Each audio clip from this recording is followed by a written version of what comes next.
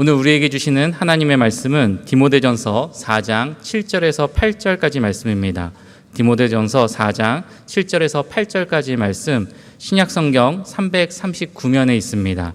제가 봉독하도록 하겠습니다. 망령되고 허탄한 신화를 버리고 경건에 이르도록 내 자신을 연단하라. 육체의 연단은 약간의 유익이 있으나 경건은 범사에 유익하니 금생과 내생에 약속이 있느니라. 아멘. 여러분, 날씨가 더워도 너무 덥지요. 여름이니까 더운 게 당연합니다. 그런데 올해 여름 더위는 너무 긴 것 같아요. 그 뉴스를 보니까 기상관测, 근대적인 기상관测를 시작한 지 118년이 됐답니다. 118년 그 기간 동안에 서울이 열대야가 최장, 지금 계속 매일 기록을 깨고 있습니다. 지금까지는 2018년도에 서울 지방의 열대야가 26일 동안 지속이 됐대요. 그런데 어제부로 아마 어제도 열대야 때문에 잠을 제대로 못 이루시고 뒤척이신 분들이 여기에도 계실 것 같아요. 28일째 기록을 계속 날마다 갱신해가는 중에 있습니다. 참 이렇게 무덥기만 한 여름 한복판에서 그래도 우리 마음을 조금 식혀준 게 있었다면 그 중간에 있었던 프랑스 파리올림픽이 아니었던가 생각을 합니다. 지난 7월 26일부터 8월 11일까지 약 보름 동안 프랑스 파리 에펠탑이 있는 그 장소에서 온 세계인들이 주목하는 가운데 올림픽이 열렸습니다. 열심히 시청들 하시고 또 응원하시고 때론 손에 땀을 쥐고 아슬아슬한 이런 경기도 여러 개가 있었던 것 같아요. 잘 아시겠습니다만 우리나라가 최종 결과는 종합 8위입니다. 전 세계 206개 국가가 참여를 했고 그 중에서 종합 8위, 금메달 13개 그리고 은동을 합쳐서 32개 메달로 세계 8위입니다. 여러분 생각해 보면 참 얼마나 대단합니까?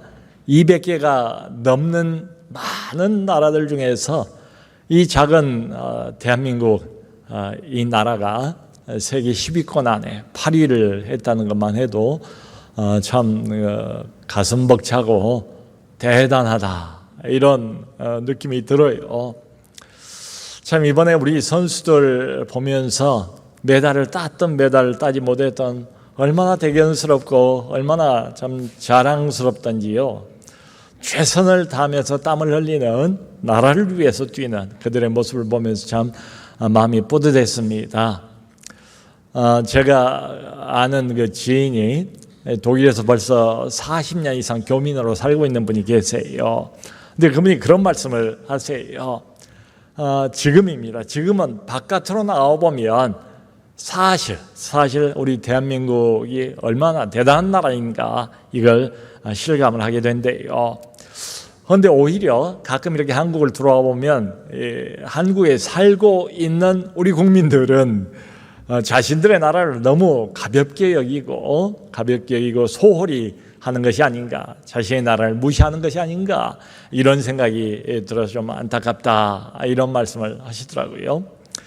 저희는 저희 한국이 경제 10위권에 진입을 했다 해서 참 경제적인 면에서 선진국 대열에 합류한 것처럼 그러지 않았습니까? 근데 지금은 또 사정이 달라졌어요. 경제적인 면뿐만 아니고 문화에 있어서도 한국이 주목을 받고 있습니다. 그것뿐만 아니라 이제 스포츠, 각종 스포츠와 심지어는 K푸드라고 그러지 않습니까? 우리 한국의 음식, 먹거리들도 세계인들에게 각광을 받고 있어요.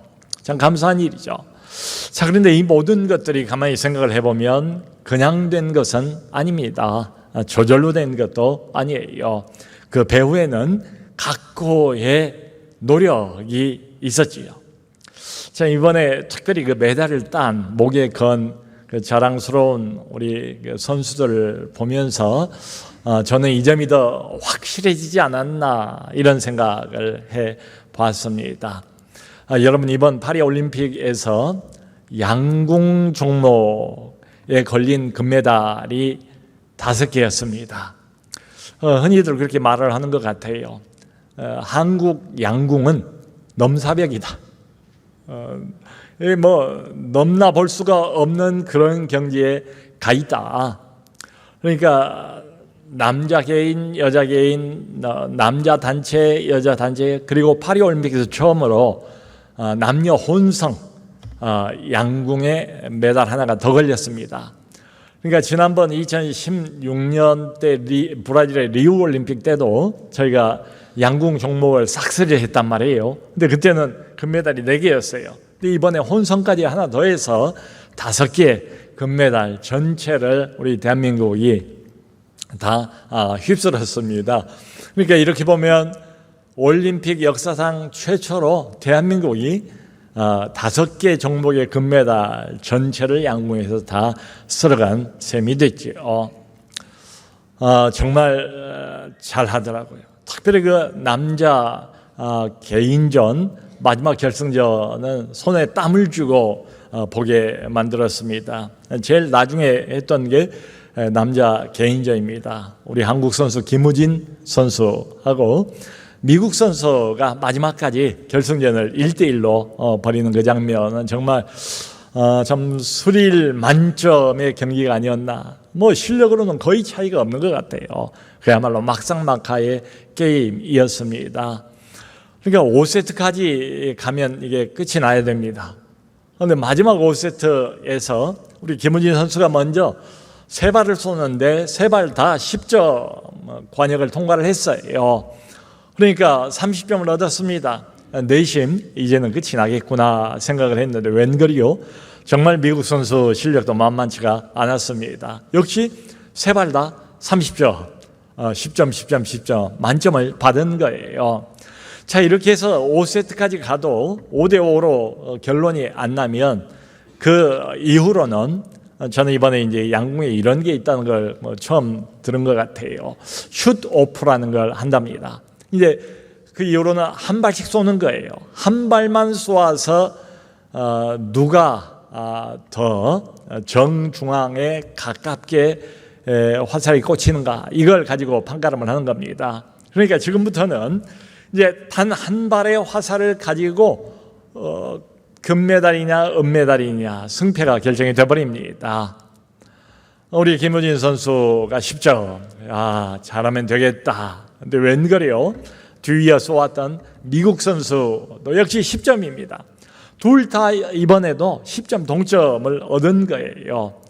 이런 경우에는 그 관역이 크지도 않아요. 한 1m 20 정도 된답니다. 그리고 거리가 70m예요. 그러니까 결코 적은 거리가 아니죠.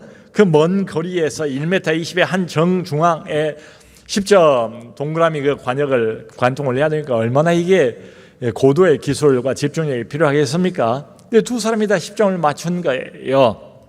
그때는 정중앙에서부터 화살까지 거리를 측정해서 조금이라도 더 가까운 사람이 이기게 되어 있습니다. 보니까 4.9mm 차이예요. 0.5cm입니다. 불과 4.9mm, 0.5cm 차이로 우리 한국의 김우진 선수가 금메달을 목에 걸었습니다. 그런데 목에 금메달을 걸고 난 다음에 김우진 선수가 좀 그런 말을 해요. 훈련 때 땀 흘린 화살을 저는 믿었습니다. 훈련 때 얼마나 땀을 많이 흘렸는지, 얼마나 훈련을 그야말로 힘들게 했는지, 훈련 때 내가 땀 흘려 쏘았던 화살을 저는 믿었습니다. 이런 인터뷰를 했습니다. 여러분, 우리 한국 양궁은 올림픽 게임보다도 사실 국가대표 선발전이 더 어렵다 이렇게 알려져 있기도 해요. 그리고 한번 국가대표가 이렇게 되면 얼마나 극한 훈련을 시키는지 그것도 아주 잘 알려져 있습니다. 그래서 도대체 무슨 훈련을 얼마나 하는가 궁금해서 찾아봤습니다.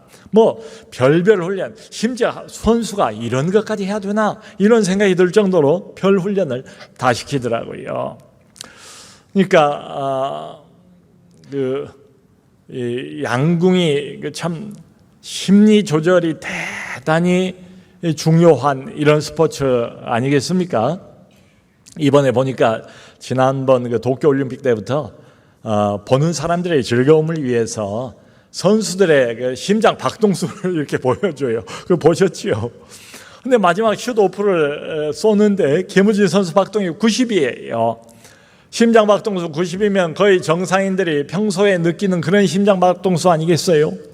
근데 이전에 했던 김우진 선수와 다른 선수들 이렇게 비교를 보니까 다른 선수는 뭐 배 정도, 김우진 선수에 비해서 배 정도가 심장 박동이 빨라지고 긴장을 하고 뭐 그럴 수밖에 없지요. 그래서 아나운서가 그 순간에 그걸 보면서 저 강철 심장이다 이런 표현을 해요.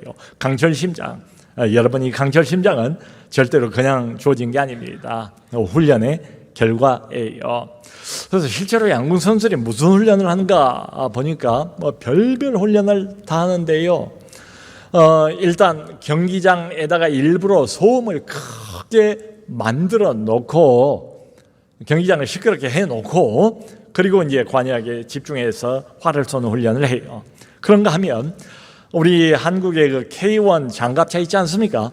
K1 전차, 장갑차 그 위에 올라가서 여성 선수인데도 불구하고 직접 기총소사를 해요. 그런 것까지 시키더라고요. 또 그런가 하면은 저기 전방으로 데리고 가서 집중력 훈련을 위해서입니다. 전방으로 데려가서 철책, 보초 근무를 서게 해요.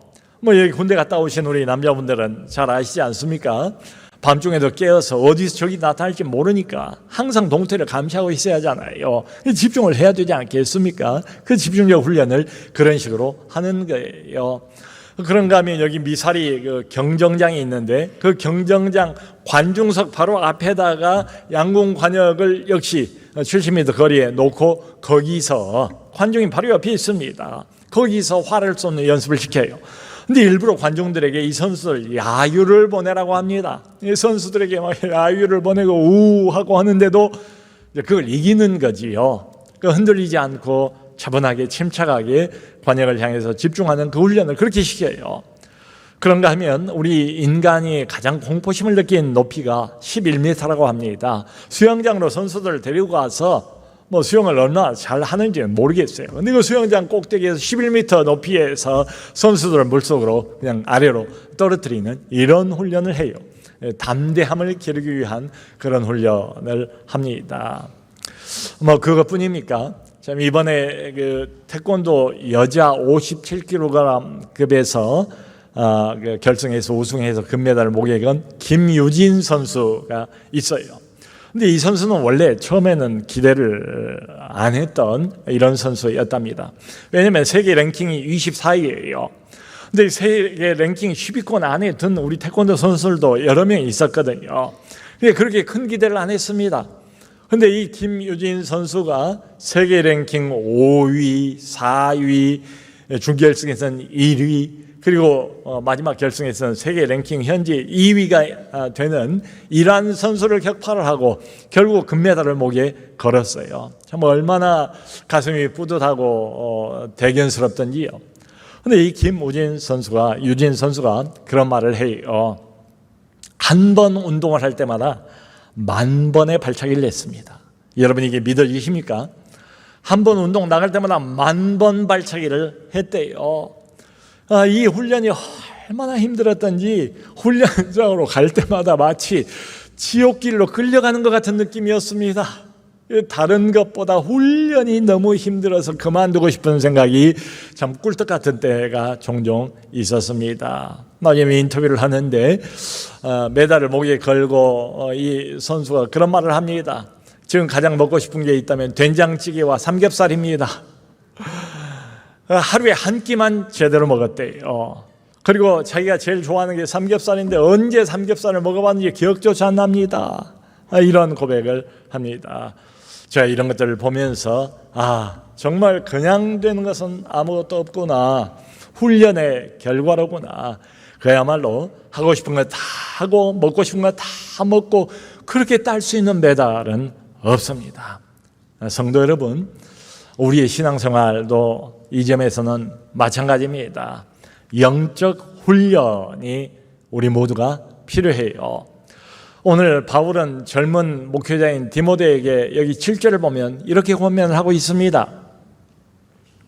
경건에 이르도록 내 자신을 연단하라. 경건에 도달하도록, 경건을 성취하도록, 경건을 몸에 완전히 붙일 수 있도록 방법은 어떤 것인가 하면 너 자신을 연단하라. 그러니까 한글 개역성경은 이전 성경입니다. 이렇게 번역을 했어요. 오직 경건에 이르기를 연습하라. 경건에 이르기를 연습하래요. 영어 성경도 같은 의미입니다. Train yourself니까 너 자신을 훈련시키라. 경건에 이르기를 훈련시키라, 연습하라, 연단하라. 여러분 이 말씀을 보면 이거 하나는 분명하잖아요. 경건한 생활 우리 모두가 다 원합니다. 신자라면 하나님 앞에서 경건하게 살기를 진심으로 원하잖아요. 그런데 실패합니다. 이 말씀하고 연결해서 생각을 해보면 경건한 삶, 경건한 생활을 마음으로 원하기만 한다고 되는 것은 절대로 아니다. 정말로 경건한 삶을 살기 위해서는 꾸준한 훈련이 필요하다. 꾸준한 노력이 필요하다. 성경이 그렇게 말하고 있으니까 말이죠. 여러분 영국의 뛰어난 철학자 그리고 세계적인 지성 중에 한 사람이 버트란드 러셀이라는 사람이 있어요. 그런데 이 사람은 우리가 철학을 잘 모릅니다만은 분석 철학이라는 것을 새롭게 창시한 사람이기도 합니다. 근데 얼마나 이 사람이 대단한 사람이었는지 어떤 사람의 평에 의하면 500년 만에 한 사람 나올까 말까 하는 그런 인재로 평가를 하는 것도 보았습니다. 이 사람은 철학자일 뿐만 아니라 수학자입니다. 논리학자입니다. 또 사학자, 역사학자이기도 합니다. 그리고 또 평화운동가이기도 해요. 끊임없이 활동하고 연구하고 업적을 냈던 이런 인물이에요. 그런데 이 버트란드 러셀이 아주 어렸을 때 학교도 들어가기 전에 엄마 아빠를 잃어버립니다. 그래서 할머니 영향을 많이 받아요. 그런데 할머니가 독실한 청교도 크리스찬이었거든요. 그럼에도 불구하고 이 러셀은 평생을 무신론자로 엔티 기독교인으로 그렇게 살아가요. 워낙 총명한 사람이라 어려서부터 성경 지식을 많이 가지고 있었답니다. 그런데 이 많은 성경 지식을 가지고 뭘 했는가 하면 수많은 목사들을 골탕을 먹이고 이상한 질문 같은 걸 던져서 말이죠. 워낙 머리가 뛰어난 사람이니까 몰아붙이는 거지요. 골탕을 먹이고 많은 목사들이 성경에 대해서 무지한 것을 마음껏 비우는 이런 일들을 했어요. 그래서 저는 이런 의문을 가져봅니다. 성경이 하나님의 말씀인데 왜 하나님의 말씀이 이 사람을 신앙인으로 만들지 못했는가? 거기에 대한 대답은 분명해 보입니다. 성경 지식만 가지고 있었기 때문에 그렇습니다. 성경을 지식적으로만 접근을 한 거예요. 성경을 머리에만 담아둔 거예요. 가슴까지 그 말씀이 내려오지를 못한 거예요. 영혼을 움직이지를 못한 거예요. 내면 세계의 변화를 가져오지를 못한 거예요. 그러므로 깊은 영향을 주지도 못한 거예요. 여러분, 성경이 하나님의 말씀이라고 하지만 이것을 머리에 지식으로만 가지고 있으면 하나의 종교적인 정보에 불과합니다. 다른 컴퓨터 정보라든가 다른 생활 지식하고 다를 게 없어요. 정말로 이게 하나님의 말씀이 되어서 내 내면에 영향을 미치고 내 영혼에 하늘의 영향을 미치기 위해서는 훈련이 필요합니다. 어떤 훈련일까요? 성경 묵상 훈련. 성경을 깊이 생각하는 묵상 훈련이 반드시 필요해요. 이 버트란드 레셀하고 반대로 19세기입니다. 19세기에 영국의 부흥을 일으켰던 소위 캠브리지 7인이라는 사람들이 있습니다. 캠브리지 대학의 7명이라는 뜻이에요. 이 캠브리지 출신의 7명은 나중에 모두 다 중국의 선교사로 헌신을 합니다. 그러니까 그때 당시가 얼마나 중국이 먼 거리에 있는 나라였습니까? 배를 타고 몇 달을 가야 중국 땅을 갈 수 있는 그런 때였는데 7명 모두가 다 중국의 선교사가 돼요. 근데 그 발단이 언젠가 하면 1882년도에 미국의 유명한 부흥사였던 도하인 무디가 캠브리지 대학을 방문을 합니다. 그리고 며칠 동안 집회를 가네요. 그 집회에서 학생들이 큰 감동을 받습니다. 영적인 영향을 받습니다. 그리고는 캠브리지 대학의 몇 학생들이 본격적으로 경건훈련 운동이라는 것을 시작을 해요. 이 학생들이 자기들이 교회도 나갑니다. 크리스찬이라고 고백을 합니다. 그럼에도 불구하고 자기들의 생활을 보니까 경건하지를 못해요. 자기들의 마음은 세속으로 가득 차 있습니다. 자기들의 생활은 세상 욕망으로 가득 차 있습니다.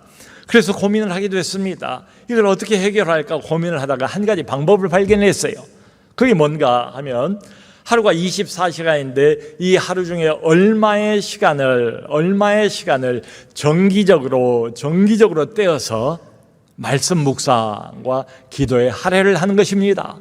그러니까 생각나면 말씀 보고 생각나면 기도하고 이게 아니고 정기적으로 말씀 묵상과 기도에 할애하기로 작정을 한 거예요. 결심을 한 거예요.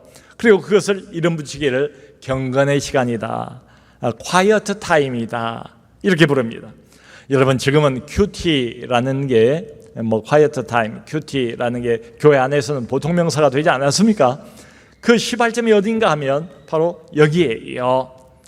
그래서 정기적으로 아침마다 일찍 일어나서 말씀을 묵상하고 그리고 기도하기로 실천하기로 결심을 한 거예요. 그런데 해보니까 안 돼요. 훈련입니다. 훈련이 안 돼 있어요. 마음만 먹는다고 되는 게 아니에요. 결심만 한다고 되는 게 아니에요. 그래서 그 학생 중에 하나인 도르튼이라는 그 학생은 고민을 하다가 어느 날 자신의 게으름과 이제는 결별하기로 작정을 했습니다. 그리고 자기가 나름대로 한 가지 장치를 고안을 해냅니다. 아침에 일찍 일어나기 위해서. 그리고 그 장치를 자기 침대 옆에다 붙여요. 그 장치가 뭔가 하면 여러분 우리 예전에 저 어렸을 때만 해도 시계가 자명종이 있지 않았습니까? 자명종이 그 시간 되면 요란한 소리를 내면서 막 진동을 해대면서 그렇게 울잖아요. 그때도 그런 자명종이 있었던가 봐요. 자명종이 요란한 소리를 내면서 진동을 할 그때의 그 진동에 의해서 연결되어 있는 낚싯줄이 튕겨지게 만들었고, 튕겨진 낚싯줄이 자기가 덮고 잠을 자고 있는 그 담요를 강제로 벗겨내도록 그렇게 장치를 만들어 냈어요. 이게 다 훈련이에요. 훈련을 하는 겁니다. 경건의 훈련은 대가가 필요해요. 여러분이 히브리어로 구약 성경에 기록되어 있는 히브리어로 경건이 두 개의 단어가 나와요. 하나는 하가라는 단어가 있고 또 하나는 시아흐라는 단어가 있습니다. 근데 이 하가와 시아흐, 경건이라는 단어의 의미가 뭔가 하면 조용히 중얼거리다, 조용히 읊조리다, 또 깊이 생각하다, 또 하나가 있습니다. 뭔가 하면 되새김질하다. 그러니까 경건 훈련이 뭔가 여기 잘 드러나 있어요. 마치 소가 여물을 먹고 난 뒤에 다시 뱉어서 되새김질하지 않습니까? 그런 것처럼 하나님의 말씀을 다시 되새김질하고 반복하고 반추하여서 자기 것으로 만들어내는 것, 이게 바로 경건이에요. 이게 바로 경건 훈련의 핵심입니다. 이번 여름 동안에 주의 깊게 보셨다면 우리 금요회복기도회에 큰 제목이 있었어요. 금요회복기도회 그리고 여름 이야기 여기 되어 있습니다. 그러니까 여름 동안에 예수마당 부서, 장애사역위원회 부서, 통일선교위원회 부서 여러 부서들이 수양회를 가잖아요. 거기서 받았던 은혜들을 간증하는 시간으로 꾸몄습니다. 엊그저께 금요일 날 장애사역위원회에서 수련회에 가서 받았던 은혜를 간증하는 시간이 있었어요. 그런데 그날 어떤 한 집사님, 어떤 한 발달장애 아이의 어머니 되시는 분이 나오셔가지고 간증을 했어요. 제가 그 간증을 들으면서 참 많이 느끼는 게 있었습니다. 그분이 그런 말씀을 하세요. 아들과 함께 매일 2시간 정도 성경 공부를 한대요. 우리가 생각할 때는 아니 발달장애를 가지고 있는 아이가 어떻게 성경 공부를 따라올 수 있을까 하는데 그 어머니의 말씀을 들으니까 이해가 가요. 많이 할 때는 5시간까지도 공부를 했다는 거예요. 어떻게 하는가 말씀을 들어보니까 성경 몇 구절을 정해놓고 그 구절을 무한 반복을 하는 겁니다. 마치 소가 되새김질을 하는 것처럼 하나님의 말씀을 되새김질하는 것처럼 무한 반복, 반추하고 반추하고 씹고 씹고 또 씹고. 네, 여러분, 그러니까 이 아이가 인지 능력이 좀 떨어지긴 하지만 그럼에도 불구하고 하나님의 말씀을 무한 반복하면서 이 아이의 영혼에 깊은 영향을 미치고 있다는 것을 알겠더라는 거예요. 이 아이가 더디긴 하지만 조금씩 변하고 그리고 발전하는 것을 볼 수 있었다라고 간증을 들었습니다. 이게 훈련이에요. 20세기에 가장 영향을 많이 미친 책 중에 하나가 스티븐 코비라는 사람이 지은 성공하는 사람들의 7가지 습관이라는 책입니다. 지난 200여 년 동안에 소위 성공 문서들, 성공에 관한 문서들을 죄다 이 사람이 훑어보고 거기에 공통점이 7가지 있다는 것을 발견을 했어요. 그걸 중심으로 해가지고 책을 한 권 만들었습니다. 성공한 사람들의 7가지 습관. 그 중에서 3번째가 뭔가 하면 중요한 것을 먼저 하라 이겁니다. 여러분, 우리는 좀 중요한 게 되게 좀 부담스럽기도 하고 중요한 어떤 문제나 이슈가 대단히 큰 문제로 마음에 다가오잖아요. 부담스럽기 때문에 이것을 자꾸 미루는 이런 습관이 있어요. 그런데 그 스티븐 코비의 제언은 뭔가 하면 중요한 일, 소중한 일을 먼저 하라. 자, 이렇게 보면 성공한 사람들은 성공 습관을 가지고 있어요. 마찬가지로 정말로 경건하게 살기를 원하는 사람, 하나님 앞에서 제대로 바르게 살기를 원하는 사람이라면 어떤 습관을 가지고 있을까요? 경건의 습관을 가지고 있지요. 여러분, 예를 들어서 아침에 눈을 뜨자마자 TV를 켠다면 경건하고는 더 멀어지지 않겠어요? 아침에 눈을 뜨자마자 신문을 펼쳐든다면 이게 무슨 경건하고 상관이 있겠습니까? 또 요즘 같으면 스마트폰이 어디를 가든 화장실을 가든 침실을 가든 계속 이걸 가지고 다니지 않습니까? 우리를 놓아주지를 않잖아요. 근데 아침에 눈을 뜨자마자 스마트폰부터 켜고 그것부터 본다면 경건하고는 점점 멀어질 게 뻔하지요. 훈련이 필요해요. 성도 여러분, 우리가 살아가는 하루는 모두에게 다 24시간입니다. 이 중에서 25시간 사는 사람, 30시간 사는 사람은 없어요. 그러니까 시간이 한정되어 있습니다. 이 한정된 시간에 모든 것을 다 할 수는 없어요. 그리고 모든 것을 잘할 수도 없어요. 모든 것을 다 가질 수도 없어요. 그러니까 결론은 뻔해 보이지요. 그러니까 집중하는 수밖에 없습니다. 소중한 것을 먼저 하라고 그랬는데 정말로 중요한 게 뭔가? 중요한 것을 중요하게 여기고 중요한 것을 우선시하는 습관을 붙이는 수밖에 없어요. 이게 경건훈련의 핵심 중에 핵심입니다. 저는 이번에 휴가를 보내면서 전라남도 진도를 방문한 적이 있습니다. 제가 완도는 가봤지만 진도는 한 번도 가본 적이 없어요. 그래서 진도에 가면 이쪽은 해남이고 진도 대교를 건너면 바다 건넙니다. 저쪽은 진도예요. 두 개의 지역이 붙어 있어요. 그런데 그 사이가 바로 울돌목입니다. 여러분 그 예전에 명량이라는 영화가 있었지 않습니까? 우리 한국 영화 역사상 1000만 관객 이상 가장 많은 관객 수를 모은 영화 1위가 바로 이 명량입니다. 1760만 명이 봤대요. 그러니까 아주 어린아이까지를 다 포함해서 대한민국 국민 3사람 중에 1사람은 이 영화를 다 봤다는 거지요. 그러니까 우리 한국 사람들이 이순신 장군을 얼마만큼 존경하는가를 엿볼 수가 있지요. 바로 그 명량해전이 벌어졌던 그 장소가 울돌목이에요.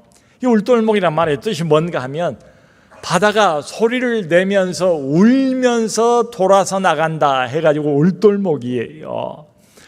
실제로 우리나라 뭐 삼면의 바다니까 여기저기 해안이 많잖아요. 근데 가장 조류의 속도가 빠른 장소가 바로 그 울돌목이랍니다.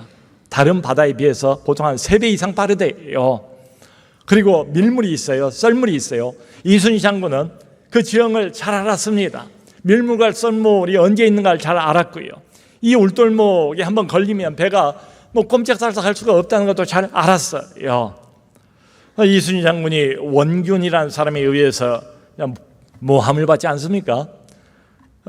근데 이 원균이 이제 삼도 수군 통제사가 돼요. 그리고는 경상도 거제 지방에 있는 칠천량이라는 해협에서 외적들과 맞서서 아주 대패를 하고 맙니다. 조선 수군 1만 명을 잃어버려요. 다시 회복할 수 없는 회복 불능에 참패를 당하고 말아요. 조선 수군의 가장 치욕적인 역사로 그렇게 기록이 남아 있습니다. 그러자 조정에서는 수군은 더 이상 필요 없다. 이제 더 이상 바다에 우리가 그 힘을 낭비할 이유가 없다. 이게 수군은 포기를 한 거예요. 바다는 포기를 했어요. 그래서 어떤 지시를 하다를 하는가 하면 나머지 수군들은 육지로 나와서 육군에 합류하라 이런 지시를 내렸어요. 이순신 장군이 당시 선조 대왕, 선조 임금에게 장계를 올립니다. 장계라는 것은 신하가 왕에게 올리는 보고서이기도 하고 호소문이기도 하고 그래요. 이 칠천량 해협에서 참패를 한 게 1597년 7월 달입니다. 1597년 9월 달 초쯤에 이순신 장군이 장계를 올려요. 그 장계 내용이 이렇습니다. 신에게는 아직 12척의 배가 남아 있습니다. 죽을 힘을 다한다면 오히려 할 수 있는 일이 있을 것이고 신이 죽지 않는 한 적이 감히 우리를 업신여기지 못할 것입니다. 그 유명한 말이죠. 신에게는 아직 12척의 배가 남아 있습니다. 이 장계, 마음이 담겨있는 이순신의 장계를 받고 그리고 이순신을 다시 삼도 수군 통제사로 재임명을 해요. 그리고 붙은 전투가 바로 명량해전입니다. 울돌목을 중심으로 해서 적의 배가 한 300여 척 됩니다. 우리 아군이 가지고 있는 배가 12척입니다. 판옥선이라고 불리우는 나무로 된 배입니다. 12척이에요. 근데 그 뒤로 한 척이 더 추가가 돼서 13척과 300여 척의 배가 서로 맞대결을 하게 됩니다.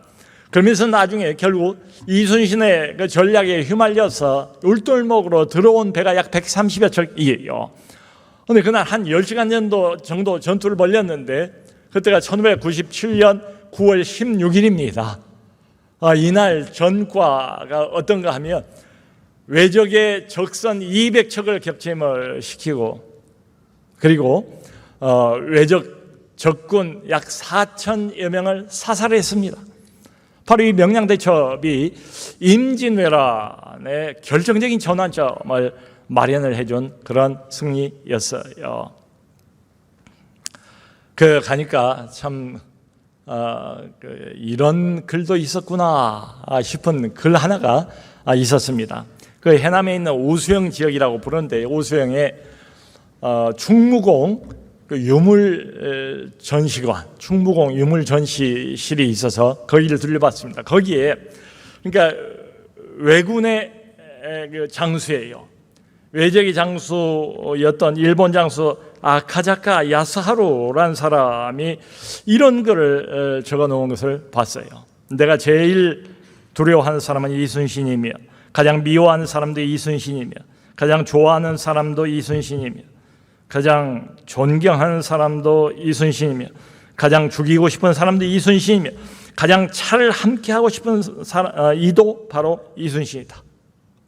여러분, 적장 바다에서 만나면 적이 될 수밖에 없고 한쪽을 죽여야 한쪽이 승리하고 살아남을 수 있는 적의 입장이지만 이순신 장군에 대한 정말 애정이 섞여 있는 이런 진솔한 고백 아니겠습니까? 죽이고 싶은 사람도 이순신이고 함께 차를 하고 싶은 사람, 허심탄회하게 마음을 열고 나누고 싶은 사람, 그 사람도 이순신이다. 이순신 장군이 명량대첩에 나가기 전에 그 유명한 글을 남기지 않습니까? 생적필사, 사적필생. 살고자 하는 자는 반드시 죽을 것이요 죽고자 하는 자는 반드시 살 것이다. 그러니까 이건 마치 명량대첩에 나가기 전에 유언과 같은 글이지요. 도대체 어떻게 해서 이순신 장군은 이런 마음을 가질 수 있었을까? 저는 오직 한 가지에 집중했기 때문이라고 생각을 합니다. 모든 걸 다 할 수 없고 모든 걸 다 잘할 수 없어요. 소중한 것부터 중요한 것부터 먼저 하는 게 필요합니다. 이 경건훈련에도 이게 적용이 돼요. 그러니까 이순신 장군 마음속에는 항상 오직 한 가지 생각이 있었고 거기에 집중을 한 거죠. 그게 뭔가 하면 풍전등화와 같은 이 나라 위기 속에서 건져내자, 나라를 살려내자, 거기에 한 목숨을 바치자, 그 인력, 거기에 모든 것을 다 자기의 목숨까지도 투자를 한 거지요. 여러분, 우리도 바로 한 가지에 집중할 필요가 있습니다. 우리는 하나님을 믿는 사람들입니다. 우리는 하나님을 중심으로 살아가는 소위 신자들입니다. 신자가 집중해야 되는 한 가지가 뭘까요? 신자가 가장 중요하게 생각해야 되는, 신자가 먼저 챙겨야 되는 한 가지가 뭘까요? 우리 모두는 바로 한 가지, 살아계신 우리 하나님, 하나님에게 집중할 필요가 있습니다. 아멘, 아멘, 아멘. 여러분, 우리가 하고 있는 아까 말씀드린 모든 경건 훈련은 사실은 핵심 중에 핵심이 바로 이것입니다. 우리는 말씀 묵상을 통해서 하나님에게 집중을 합니다. 우리는 기도를 통해서 하나님에게 집중을 합니다. 우리는 보세요, 여기 성가대도 있고 안내선본도 있고 교사들도 있고 다양한 봉사가 있지 않습니까? 섬김이 있지 않습니까? 근데 우리는 모든 봉사와 모든 섬김을 통해서 살아계신 하나님께 집중을 합니다. 이게 경건 훈련의 핵심 중에 핵심이에요. 우리 교육자들이 지금도 매일같이 인터넷 통해서 체크하고 있는 것 한 가지가 있습니다. 목회자 경건 훈련 기록표라는 걸 우리 만들었어요. 벌써 꽤 오래됐습니다. 코로나 때 제대로 만나지도 못하고 목회도 제대로 할 수가 없었잖아요. 그때 우리만이라도 경건 훈련을 소홀히 하지 말자. 그래서 인터넷을 통해서 풀타임 목회자는 하루에 1시간 이상 기도하고, 그리고 매일 성경 오른쪽 하단에 나와 있는 1년 1독 성경 읽기, 이걸 꼭 읽도록 하자. 그리고 기도 체크하고 매일 성경 읽은 거 체크를 하게 돼 있어요. 다 이름이 있습니다. 그 맨 윗줄에 내 이름을 걸어달라고 부탁을 했어요. 여러분, 그래서 지금까지 한 6년 됐습니다. 매일같이 하루에 1시간 이상 기도해야 되고, 그리고 매일같이 성경을 읽어야 합니다. 제 이름이 맨 위에 있으니까 안 할 수가 없어요. 그러니까 이렇게 사역을 하고 있는 동안에는 괜찮아요. 사역의 리듬이 있지 않습니까? 할 수 있습니다. 그런데 휴가 기간 동안에는 이게 쉽지가 않아요. 가족들과 함께 가서 어디 가서 뭐 1박을 하거나 2박을 하거나 그럴 때도 어김없이 이 부담을 안고 해야만 됩니다. 자, 그러니까 억지로라도 해야 됩니다. 의무적으로라도 해야 됩니다. 명색이 제가 이 교회에 담임으로서 내가 못하고 다른 사람에게 어떻게 무슨 말을 더 하겠습니까? 그러니까 휴가 기간 동안에도 산을 올라가면서도 기도를 하고 바닷길을 걸으면서도 기도를 하고 차원하는 마음으로 기도를 하는 때도 있었겠지만은 억지로 하는 때도 있었고 의무적으로 하는 때도 있었고 부끄러운 고백이지만 사실 그랬습니다. 그럼에도 불구하고 제가 드리고 싶은 말씀은 이것입니다. 여러분, 하고 싶은 것만 하면 그게 훈련이 됩니까? 쉽기만 하면 그게 훈련이 됩니까? 물론 모든 훈련은 다 고통스럽지 않습니까? 모든 진짜 우리가 꼭 필요로 하는 훈련은 재미가 없지 않습니까? 그럼에도 불구하고 억지로 해도 의무적으로 해도 하고 나서 이 영혼에 큰 유익이 있는 게 바로 이것입니다. 경건의 훈련이에요. 사도 바울이 말하지 않습니까? 육체의 훈련은 조금의 유익이 있다. 그런데 경건의 훈련은 금생과 내생의 영원한 유익, 큰 유익이 있다. 모쪼록 우리 사랑하는 성도님들께서도 지나가는 여름을 정리하고 다가오는 새로운 학기를 기대하면서 경건의 훈련에 힘쓰시기를 부탁드립니다. 경건 훈련을 통해서 오직 한 가지, 하나님에게 집중하시는 우리 모든 성도님들 되시길 바랍니다. 그래서 언제나 하나님의 크신 은혜 가운데 머물러 있는 우리 모두가 될 수 있기를 주 예수 그리스도의 이름으로 축원합니다.